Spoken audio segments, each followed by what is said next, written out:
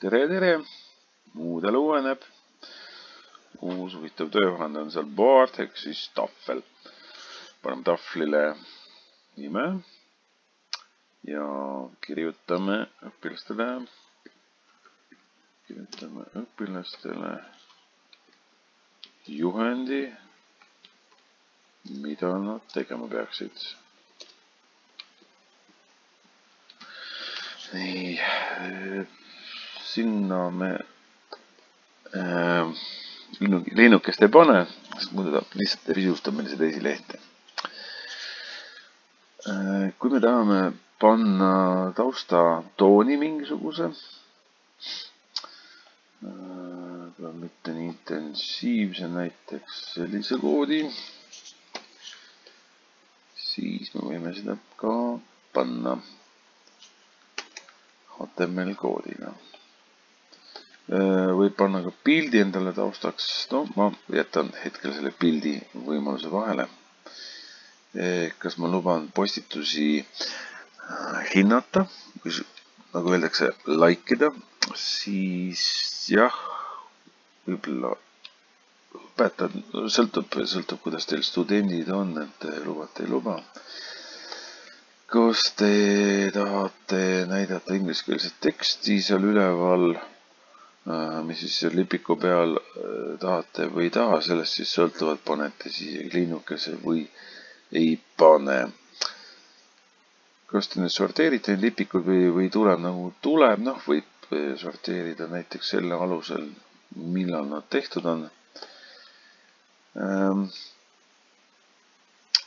Single user mode'i me ei kasuta, aga me võime piirata seda, et mis kellani, mis kuubani, mis ajani saab postitusi teha. Ja pärast seda läheb ta siis lihtsalt lukku.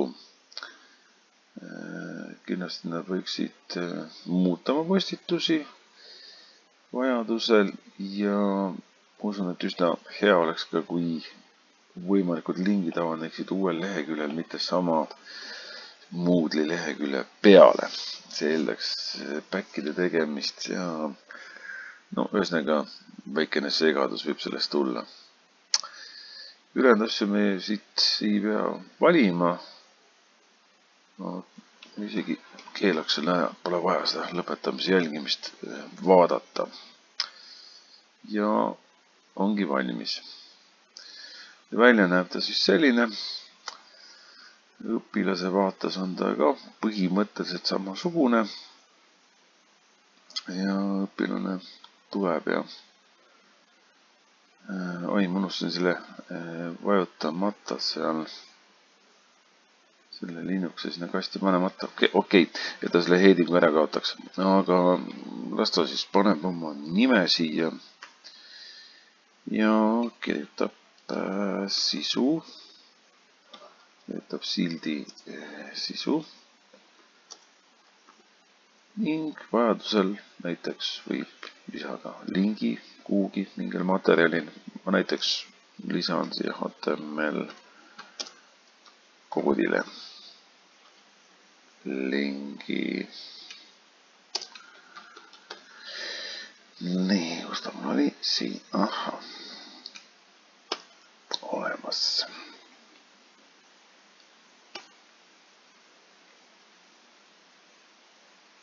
Nii, ja siis järgmine õpilane teeb siia oma postituse, nii ta läheb.